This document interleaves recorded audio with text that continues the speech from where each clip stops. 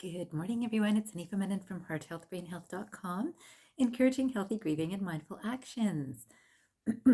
Today, I thought I would talk a bit about the art of self-reflection. And it's interesting because a lot of people do some self-reflection, some consciously and some not so consciously.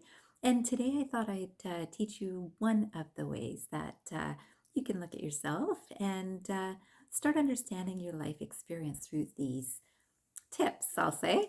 I suspect I'll be making a course about this to elaborate further, but for now, I thought I'd start with this video to just plant a seed about how we can look at the human experience.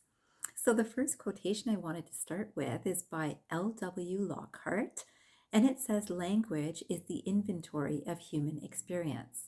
Language is the inventory of human experience. Did you know that everything that comes through our minds in terms of language and what we think about or speak about or behave from, that language we've learned, right? So it's a reflection of all of our past history that has come to this place. So if I know different languages, I might know more eloquent ways of expressing something than through one language. And another person might have a very limited language capacity. But whatever we are aware of, whatever we've learned, comes through our mind right now and also affects our experience. And I love language, but today I thought I'd share also this human experience and how we can look at it.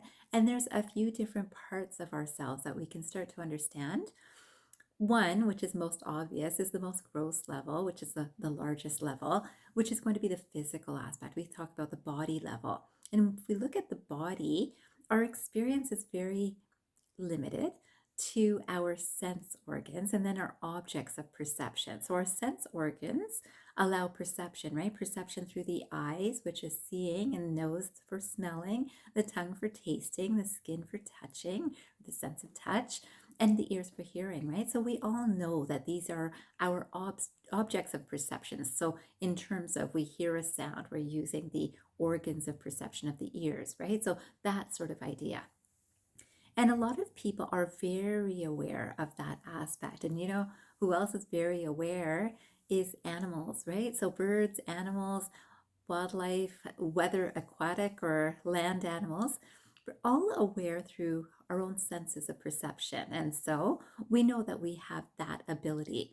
The next level would be the mind level.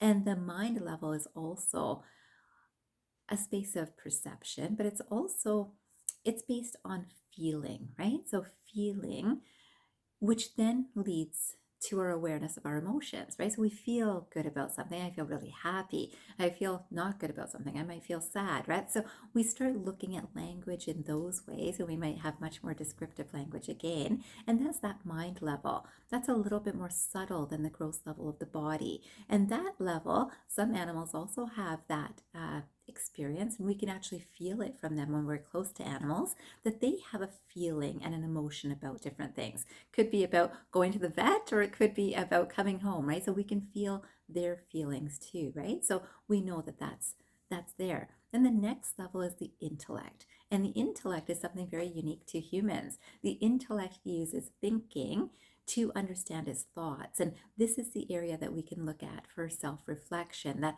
it is our unique capacity to have this intellect that then can think a thought. And some people will just react from a thought, right? And many people do. And some people will actually reflect on what is thinking, what is allowing me to think this. And some people will link it with, this is my past life experience, this life experience, or sometimes actually people know their own potentially past lives too. But we just talk about this life, and people can say that, oh, this is how I was raised, and that's why I think this way. This is the culture I was raised in. This is the environment I was raised in. This is the family I was raised in. These are the friends I've got. This is the work that I do, and that's why I think this way. Now, to self-reflect takes an even bigger step after that, to think about, do I need to think this way? Is this helping me? Is this helping not only me, but more than me, right? So this is an expansive view. using the intellect. Now, all of these areas, the body, the mind, and the intellect, are using an energy that's beyond themselves, right? So we know that if we're seeing, people might say, I'm using my brain to connect with my nervous system to see what I see. Same thing for the other sense organs. And people might say the same thing about the brain is the one that's involved in my feelings, my emotions. And so that's why I'm aware of those things. And then there's the intellect, and people will also say that it's the brain that's actually doing this. Now, up till now, no amount of neuroscience studies has shown what is it in the brain, what's happening in the brain. Is there some neurotransmitter that's being released in all of these experiences? And oftentimes, when science looks into it deep enough, it finds that it's a place of unknown. They don't know how things happen, even from the brain level, to allow all of the experiences that we experience in life as humans. And so this is interesting. Of course, this draws us into, or can draw us into, certainly draws me into spirituality, that there is some energy beyond what is measurable. There is some spiritual energy, not a matter energy, like the brain is matter, but it needs a different energy to function, right? So we know that if someone is unconscious, yeah, their organs might be working. They might be able to smell, taste, touch, but they can't actually express it.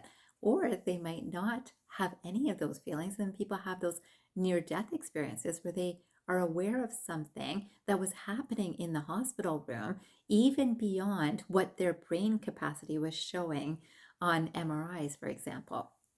So, this is an interesting concept to think about, and I'd love for you to think about it today. I thought that I would share this next quote, which is actually influences the next thing I'm going to be saying, of course. This one is by Vincent Van Gogh, and it says, "It is the language of nature to which one has to listen." It is the language of nature to which one has to listen. And when we think about nature, some things just happen naturally, right? We don't have to think about our heart beating. We don't have to think about moving our circulation in our body. There is some language of nature that we can listen to, that everything's working just fine, right? It doesn't take my human mind, brain, to actually say, this is what I have to do in this body. But there is a perception that's way beyond what we understand as our human perception, or what we're really working from in our day-to-day perception. So today I'd love for you to think about, what are those aha moments that come to you that you know, this isn't really because I thought about it, something just came to me, I just had a gut instinct. This is where I decided to apply for a job. This is where I decided to look for a home. This is where I decided to go live. Whatever things that come from that aha, that instinctive spiritual essence that's within all of us, and see if you're aware of any of that connection that you're doing in your daily life. And I wanted to finish with one quotation by Adyashanti, which I think also brings this all home. And it says, "Nothing appears to be something. The human experience is a sensory organ for the divine self. Through these eyes, the divine gets to see itself in form." And this is interesting, right? So we started with eyes and finishing with eyes. So I'll read this one more time, and it says, "Nothing appears to be something. The human experience is a sensory organ for the divine self. Through these eyes, the divine gets to see itself in form." So when we think about this, I just would love to elaborate just a little bit on this quotation, is when we see itself in form, when through these eyes, when we're seeing ourselves in our form, we can see what we look like. We can see how we think when we're actually paying attention. We can see how we feel, right? But when we get that spiritual divine spark, we get to truly see ourselves that, wow, I do this because there might be some gain in this for me. I do this because I'm fearful of this. I do this because I've been disappointed. I do this because what, all of those things, right? And that's true self-reflection. Today, I leave you with that thought, and I hope you do 5 minutes of self-reflection after this video. I hope that this has been meaningful for you and that it's useful for you for the day ahead, the weeks ahead. I wish you a fabulous day ahead, and I hope you remember, transform your mind and transform your life. Have a great day, everyone.